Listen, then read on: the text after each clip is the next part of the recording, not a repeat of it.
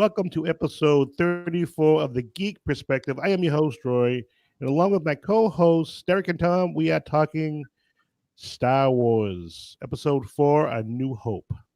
What's going on, big boys? What's up, Roy? How you doing? Well, great, until I just realized that I had the wrong show on my screen. I'm like, wait a minute, that's not what we're doing today. You had all that prep time and you messed up. Right? It took me 2 seconds and I screw up already. I'm just so excited for Star Wars here. You finally got me to watch a Star Wars movie. Congratulations. Yes, finally. Don't worry, we're doing other ones too. Movie comes out next month, so hopefully we'll get some clicks and views on our videos now. What you guys do last week? Anything good? Worked. You talking in the weekend or during the week? Weekend, during the week. Well, I was at your house on Saturday. Mm-hmm. And then I didn't do much last Sunday. I wanted to do stuff and just didn't really get to it. And then worked all week, and here we are. That was my week. I worked a lot, slept a lot, did a couple of Pokemon tournaments. Did one today. What'd you do, Roy? Absolutely nothing. I worked. Oh, no, yeah, by the way, I also worked. Yep. That was my week in a handbasket. It was a long week. It was a long week. It rained almost every day, it seemed like. Yeah, dude. The weather is terrible right now. And then we were trying to pick an episode for the show. And that got screwed up because of issues, not our issues. Was that Derek? I said because of the Fire Stick. Yeah, well, things happen, you know? What are you going to do? You have to adjust and change accordingly. Yep. So, Derek, you were showing some pops, though. You bought some new pops? Yeah, I can show them live now, I guess. Yeah, I think you can show them. The Kingdom Hearts pops got Kyrie. Kyrie Sane? Aqua. Let me guess. She plays in the water. And the My Hero Academia pop, Kirishima. I meant to ask you, Derek, because I saw I think it was a My Hero at Barnes and Noble, like a Silver All Might or something. Barnes and Noble. The Silver Age one, right, where he's doing like a weird pose. Yeah. I saw that there. I didn't know if you had it or not, or I saw that at Barnes and Noble. I was like, oh, it's kind of cool. I don't know much about him, but my friend's giving me his because I guess he has OCD, so he thinks there's something wrong with it. I don't think there is, so I'm just gonna take it. Oh, okay. Oh, and by the way, I mean, I'm gonna give him a little bit of money for it. By the way, I want everyone who watches this video, check out Derek's background. He is not on my video screen. My camera. Anymore. He's got his own background now. He's a big boy. He joined the show from his own abode, Derek's studio. Cool my Comic-Con room. What's that picture on the left there? The yellow one. Fairy Tale. That one is Fairy Tale. Fairy Tale. Actually, there's a funny story about that one. Tom, no, it's actually. I could read it. That's why. Oh. How can you read that? It's actually signed to my friend who went to the con with me, because at Anime Boston you're only allowed one autograph for free if you get the ticket to get one. So I thought I was gonna be slick and cheat the system by having my friend get the other thing signed for me. And while we were having the conversation with the voice actor, he just signed her name on it. So, but it's still mine. But why'd you say that's for him? No, it's got her name written on it, but it's still mine. She hasn't watched the anime, so therefore she cannot have it. Does you like anime? She watches anime, she just hasn't seen that one. I see. I see. So when did you buy those pops? But I got them at Game On in Warwick. So that was a fun Oh, drive. is that what you the Pokemon Yeah, I was tournament? in Warwick today. They have like a small pop selection. It's not a big pop selection. It's mostly, I think the only anime stuff they have is My Hero Academia and Dragon Ball Z. And then Yep. there's like a few Star Wars ones. Yeah, Star Wars. You should have bought a Star Wars one for the show today, Derek. Jesus. Oh, I feel like I might as well just show off the Target dog too, as he's Yeah. got his lightsaber.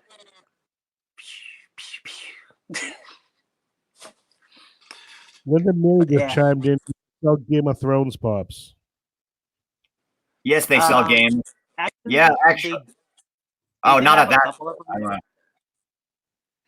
They did have a couple of them at the store I was at. They did?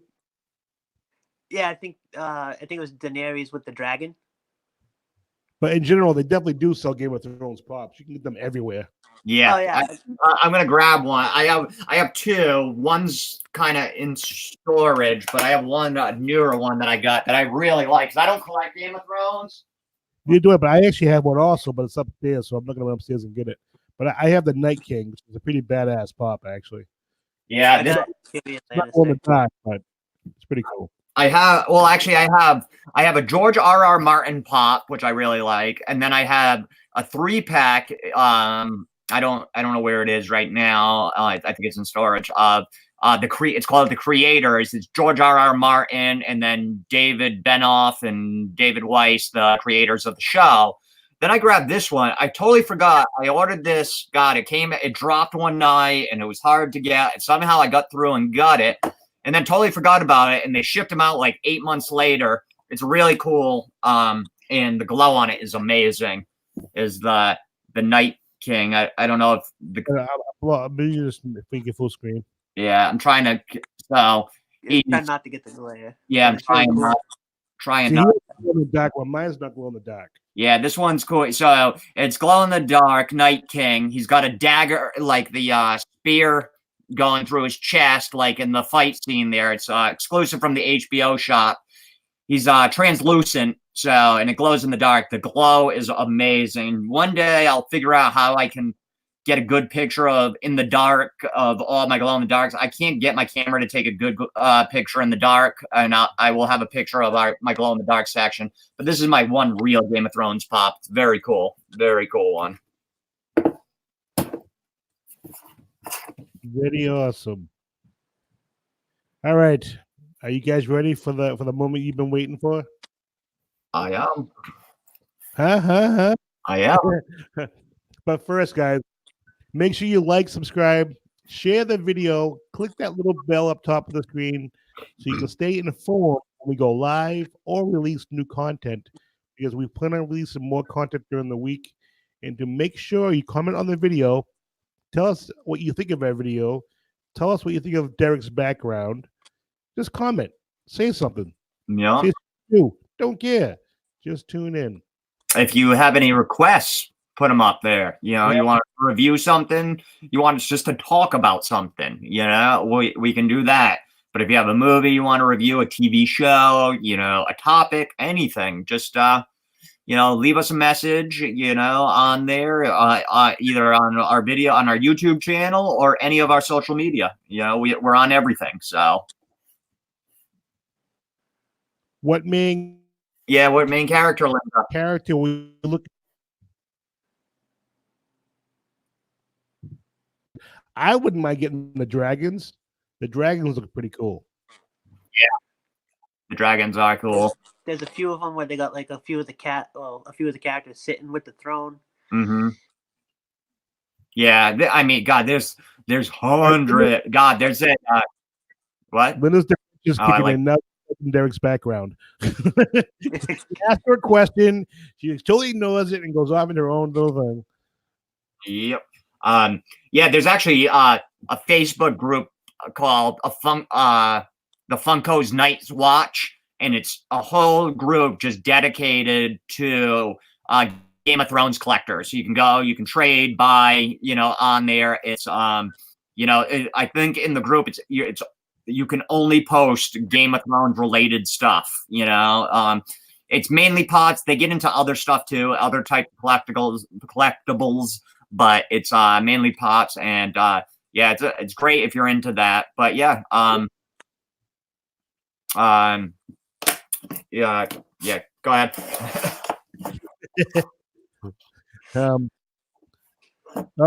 Gonna post it again. Tyrion Lannister. Tyrion. I have that one. There's some newer ones.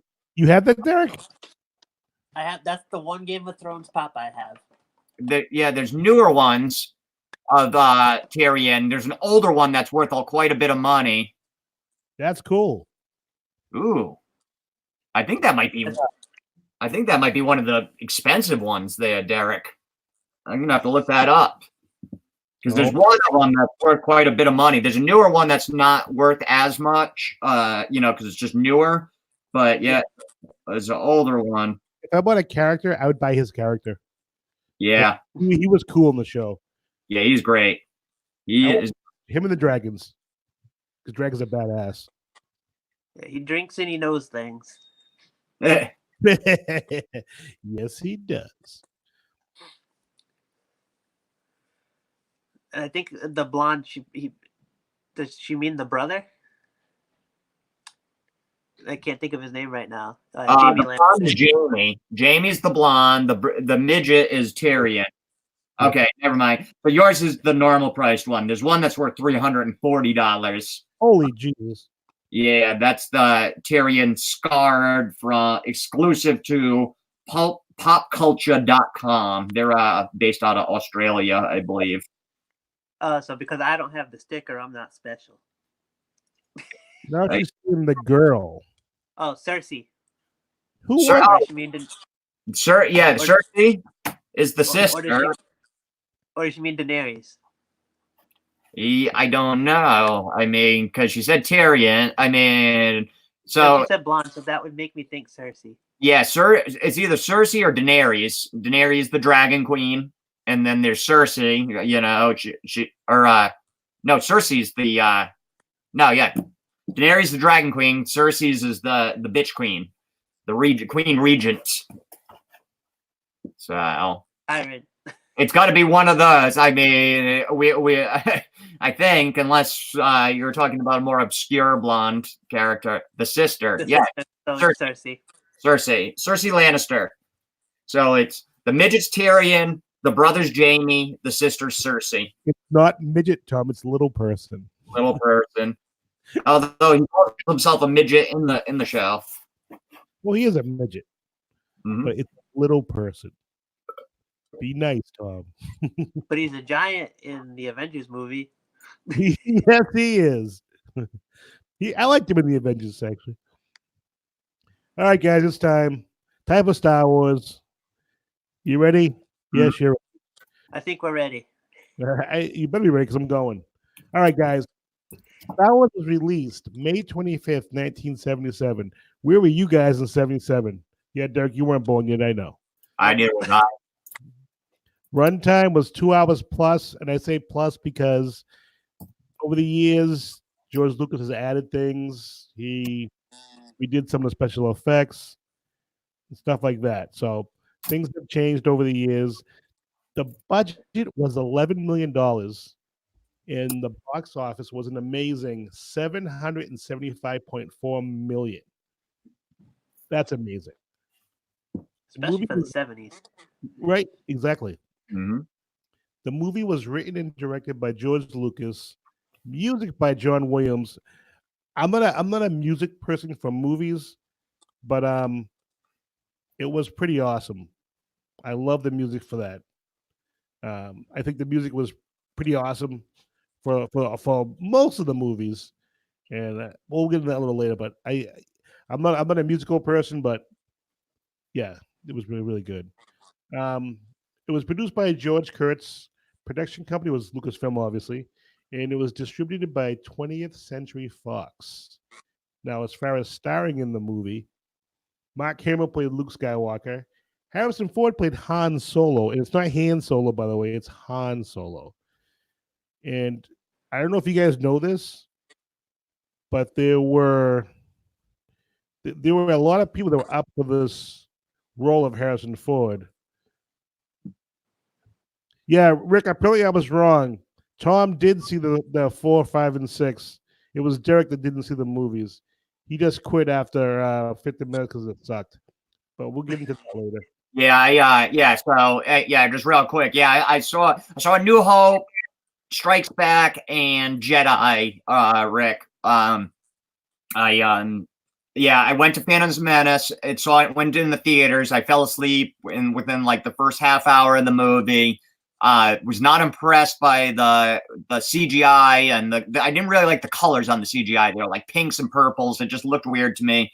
And I fell asleep. And I never watched. The only other one I've watched since is the Han Solo, which isn't really part of the story. It's in the family, but whatever. So. Yes, I don't live under a rock. I have seen the first 3 when we were growing up, Rick. So you saw the important ones. So there were a lot of people that were up for the role of Han Solo. Check out this list, which is all over you, Derek. So Kurt Russell, Nick Nolte, Sylvester Stallone, Bill Murray, Christopher Walken, Burt Reynolds, Jack Nicholson, Al Pacino, Steve Martin, Chevy Chase, Billy D. Williams. Tell me you're not shocked by that one. And he later played Lando Calrissian. That's an amazing group of people. That is. Could you imagine a Chris Walken? Oh my God. That would have been great. And I have a funny story about New Hope, and I don't want to forget it. It's really quick. So when it came out in the theater, this came out a few years before I was born. My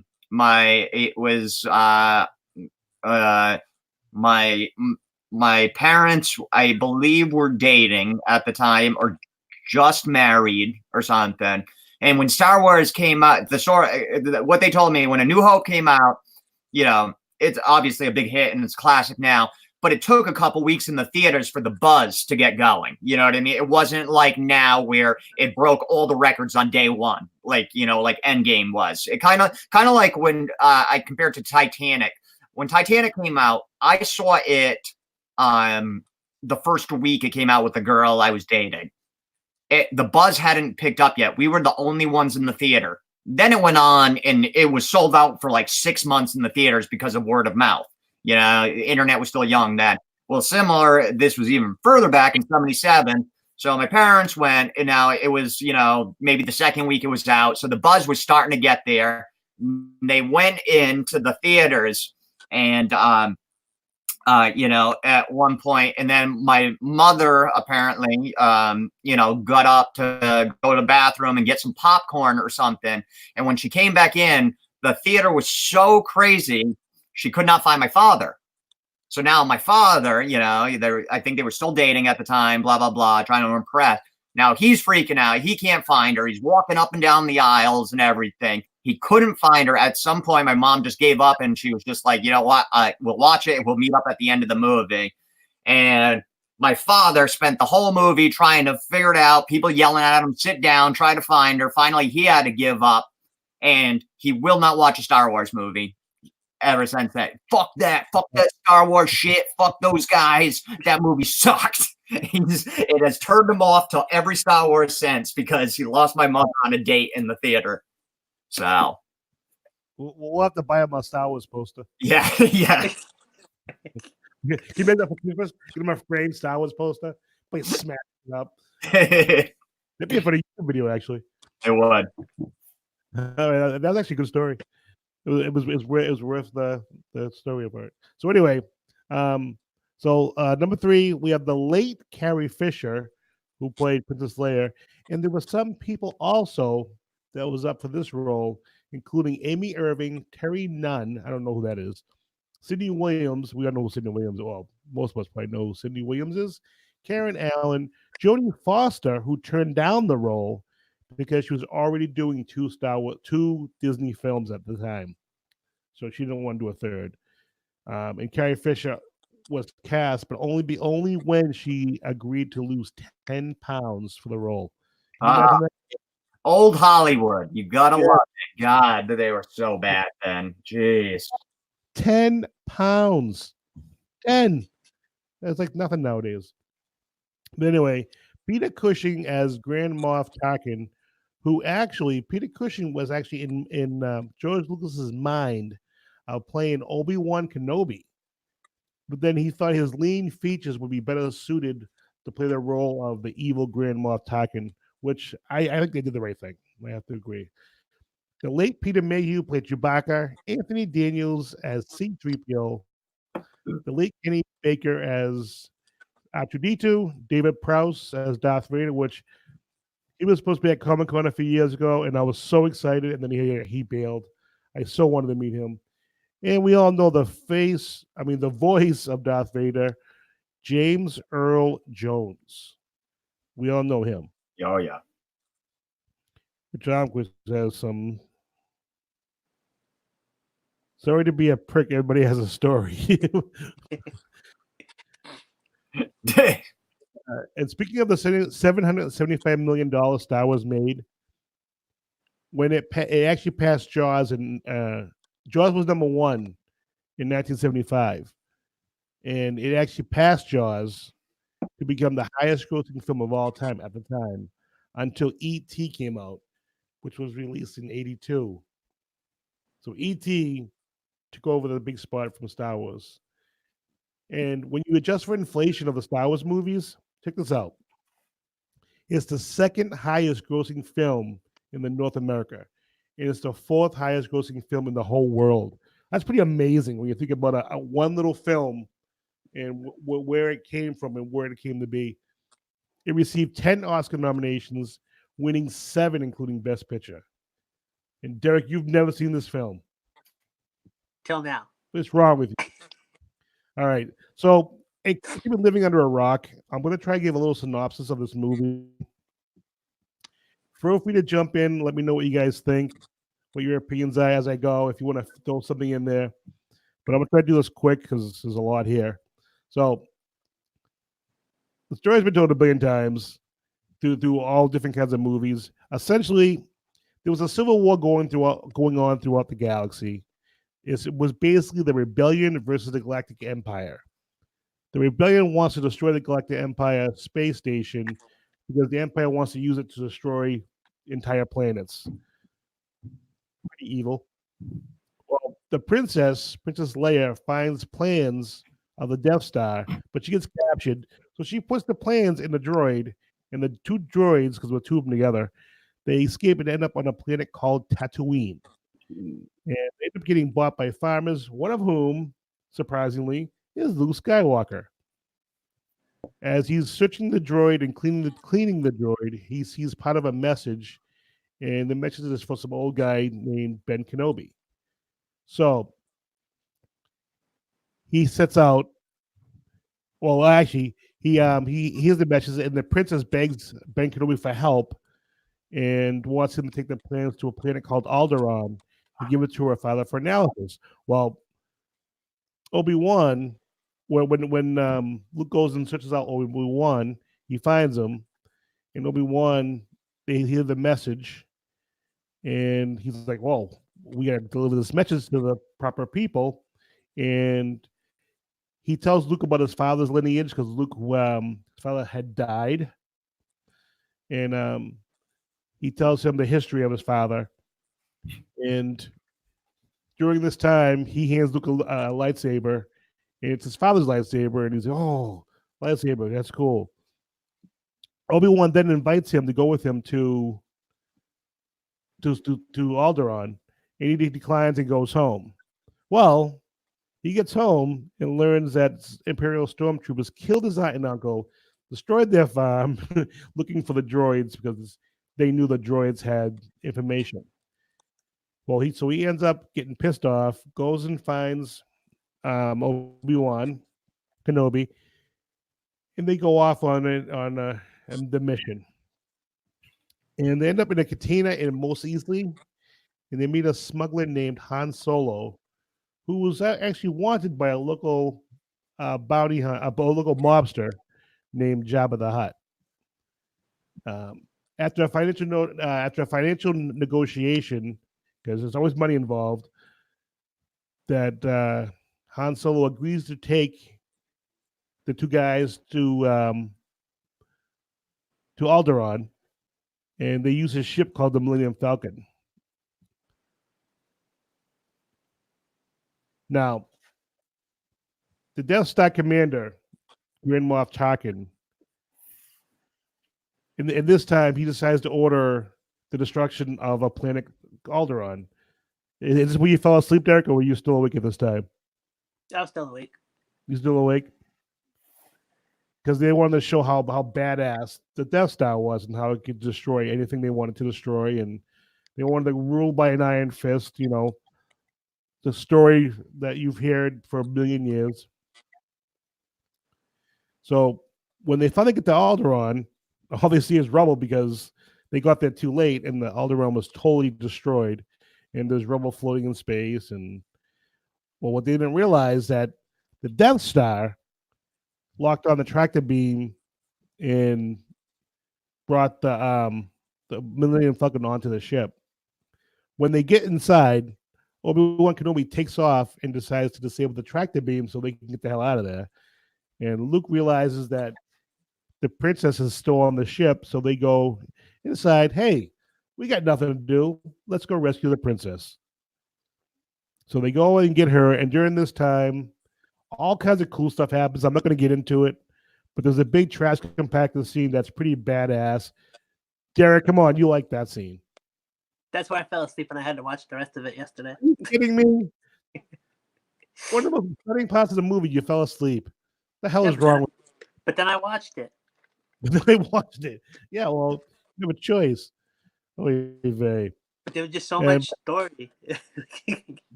Right, that's the thing. So they get out of trouble and they head back to the Millennium Falcon. On the way back, they see Obi-Wan Kenobi sacrifice himself with a lightsaber with Darth Vader to allow the crew to escape. So because of Obi-Wan gave his life, they were able to get out. And as they fly off, they have to fight off some TIE fighters, cool dog fights. I mean, this movie really has something for everybody. And this is whacking all crazy.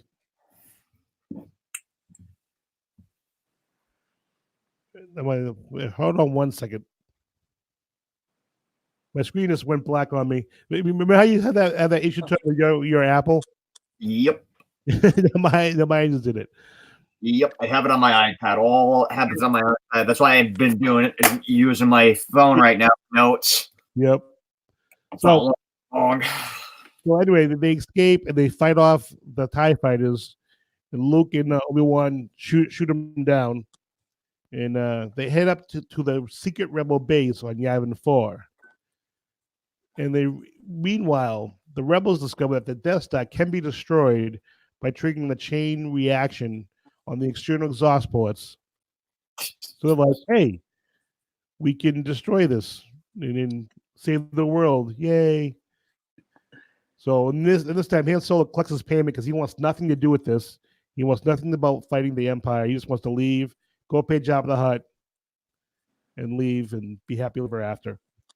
What they didn't realize was the Empire put a tracking thing on their ship, so they know where they are. So they're coming for them. And they end up in dogfights, big battles. There's ships flying everywhere. And the rebels send teams in to try to destroy the exhaust port. And they take several runs. People keep missing. People get shot. People get destroyed because there are gun turrets as they shoot into the alley. So they decide, well, we'll send Luke Skywalker in there. And one thing I want to say, now, you guys both saw this. You guys watched it, and Darth Vader and two TIE fighters went into the alley. Mm-hmm. Why did Darth Vader need assistance? Can you guys answer that question for me? I don't. That's one of those 100 sort of logic questions that you have to kind of just let go. And in a lot of movies, not just Star Wars, but Star Wars, there's a lot of sort of it happens a lot in time travel movies too. You just the logic, the science, whatever, it doesn't make sense, and you just kind of gotta just roll with the punches. That's how But I. that's not how it works, though. These things are But debated. you don't think he needed like two people with them just because like they had three people trying to shoot at once for the target? So like they had two people that were pretty much shot first before they actually got the guy that was trying to go for the target. So the same thought process for Vader, have two ships there to take the hit first if they get fired at. Well, he's supposed to be the greatest, Jedi. He should be able to shoot him down with no problem. But anyway, we'll discuss it at the end of this story. He can't shoot and play defense at the same time. So Darth Vader and his two TIE fighters just keep shooting people down. The turrets keep shooting people down. So they just get stuck. After several fails, Luke Skywalker takes his run. Lo and behold, the Millennium Falcon shows up, fires at the Imperial fighters, hits them, which they hit Darth Vader's ship, which sends him flying because he shouldn't have had them with him, and it wouldn't have been an issue. So Darth Vader's ship spirals out of control. He leaves. Luke Skywalker, being guided by Obi-Wan Kenobi's spirit, fires torpedoes, lo and behold, into the exhaust port, destroying the Death Star, saving the Rebel base, the planet, and everything from being destroyed. Luke Skywalker's the hero. They get awards and medals at the end of the movie. Everybody's all happy. The end. Boy, that was a lot. Jesus Christ. Yes, that was. My God. I wrote that up several times. It's like, man, even that was ridiculously long. So because this one was all story for the most part. So what do you guys think of the music in the movie? All right, so the score to it, I like. It's John Williams, right? Yep, John Williams. Yeah, always Williams. Yeah, he's classic. He's good. The score itself was great. The music within the movie, like within all Star Wars movies, when they go to these bars and the aliens are playing, whatever, I'm talking about all the movies. Is that called? I think that might be called diegetic or non-diegetic music when it's like that. Is stupid. It's stupid, lame, corny, and totally detracts from the movie, in my opinion, in all those scenes. But the score itself is great. It's perfect. Pretty damn close to perfect. I mean, nothing's perfect, but it's great. But all the other music is absolutely silly and stupid. What about you, Derek? I mean, I like the music, but I also have heard the music in like a lot of the parodies for Star Wars, like the Family Guy one. So, oh yeah, Blue to Heart. actually see it like in the real movie for once was kind of nice. Yeah, I like the music from the cantina and stuff like that. I didn't when I was younger, which is kind of ironic. But as I've gotten older, and I've seen the movie a million times, I've grown to really like it. How about the music within the movies? When the aliens are playing at bars and stuff like that. Then there's the scenes of like, there's a scene where Princess Leia is looking at something, and this music hits, and it tells part of the story of what she's feeling. I think that's pretty cool. Mm-hmm. But I'm just talking about like when they go. I don't know what all the movies, the exact scenes, but when they walk into a bar and you got like 8 different aliens playing different instruments and you play it, what do you think of that music?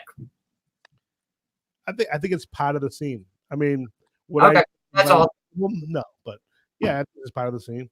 Yeah, I hate it. It's so cheesy and corny. But I think all the movies and like all the movie bars, like they're all like cheesy and corny kind of music for them. Like it doesn't matter which movie it is. I just feel like a lot of the bar scenes have like the cheesy, corny music, and I think it works. Yeah. Well, this movie's always been a special movie for me because I remember we used to go to the drive-in. Remember the drive-ins? Oh yeah, there's still one near me. They just closed for the winter. We used to go to the drive-in every summer, and I can remember we went to see Star Wars. And as a little kid, I was like, I don't want to see Star Wars. I don't want to see that crap. And then I remember falling asleep, and then waking up at the beginning of the movie when all the fighting's happening, all the shooting, and I'm like, what is this? And I saw Darth Vader. I was like, oh, this is awesome. So I can remember that from my very first experience with Star Wars. I'll never forget that. Nice. Now, what do you guys think of a young Carrie Fisher? She's great. I mean, I've always been a fan of Carrie Fisher. She's great. Iconic as Leia. She's just iconic. The little buns on the side of the head. Oh God! I mean, it's just. I think she's great. I've always been a big fan. So. But you, Derek? Well, again, I know her from Family Guy because I watched that clearly way before I watched the Star Wars movie. Mm. And it was different to see a face to the voice. And I think the voice is a little slightly different because of the time in between those two things, but I liked her. She was pretty good. It's definitely her role. Rick said, Yeah, we'll agree to disagree, Rick.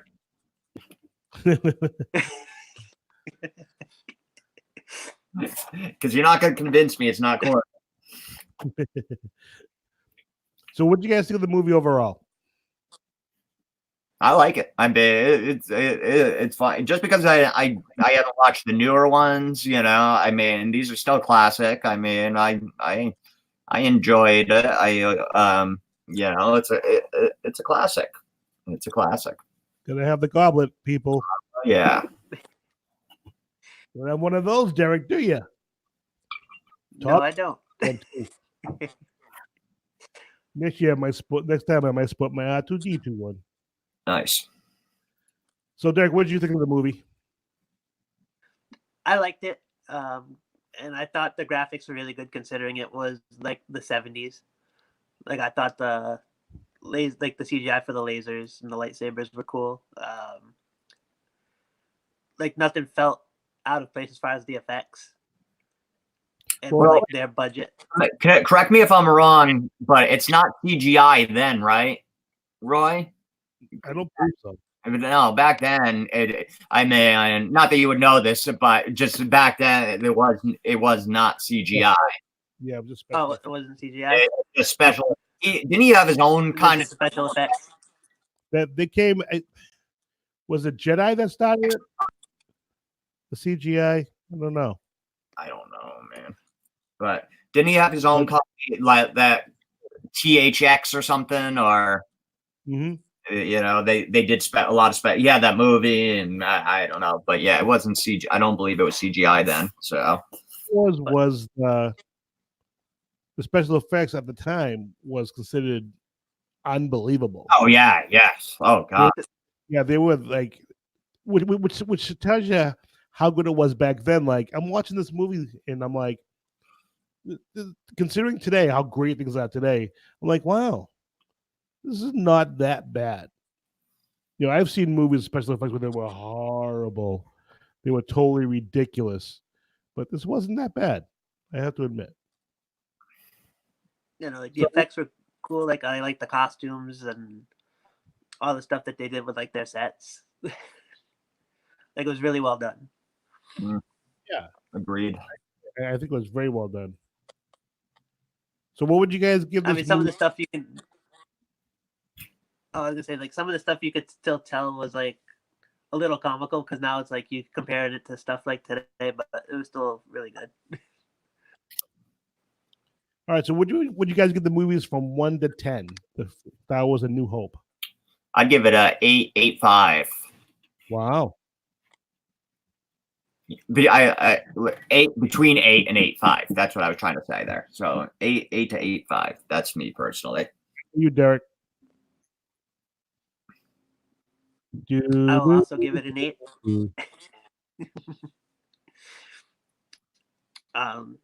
Like I'll give it the 8 because like I liked it.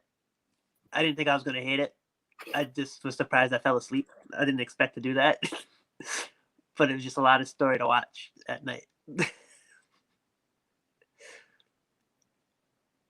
What about you, Roy? It's not my favorite out of the bunch, but it's the first in the series. So, yeah, I give it an 8.5, 8.5. What do you guys give it in the chat room? Did you guys like Star Wars? Well, I don't think Rich did. I don't think Rick likes it. Yeah, he's not a Star Wars fan. He's probably a Trekkie. Yeah, that's what I was about to say. He's more of a Trek guy, Leonard Nimoy guy. So, Derek, do you have time to watch The Irishman next week for a review? To watch the what? Irishman. It drops I on should be able to. Netflix, the 27th on Netflix. What day is the 27th? Wednesday. We have Thursday, Friday. You'll have Wednesday, Thursday, or Friday to watch it. I could probably watch it Thanksgiving after work because there's no bowling this week. Between football? I'll still find time to watch it. Depends on what the games look like. If not, I'll watch it Friday. Exactly. I'll probably watch it Friday myself. So, guys, next week our review will be The Irishman. It's the new Martin Scorsese film with Al Pacino, Robert De Niro.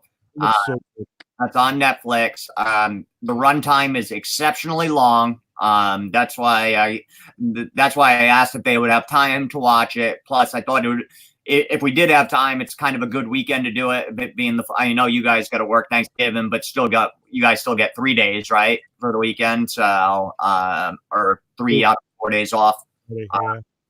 So, I mean, if you don't have time, you don't have time. But yeah, because I believe the runtime's like 3 hours and 30 minutes or something like that. But it looks unbelievable. So it looks really good. I've been wanting to see it for a while. Yes. All right, guys. So, any final words on Star Wars? Since people listening don't want to give us an answer. Now, well, I'll tell you, I'm looking forward to the Empire Strikes Back review. That's my favorite of the ones I've seen. That's my absolute favorite. I mean, that's probably a top 10 movie of mine all time. Anyway, Empire Strikes Back. It seems like generally consensus that most people that I know have heard that seems to be the favorite. The story's good. You know what I mean? It doesn't end in a stereotypical Hollywood way. You know what I mean? I don't know, just really well done. It brings the story further along, but doesn't completely finish it. You know what I mean? So, I mean, before this, you didn't really see trilogies in movies and stuff like that. You had sequels and stuff, but you didn't have these like trilogies. So it's done well. They haven't been done very well. Yes, if they had been done, they weren't done this well.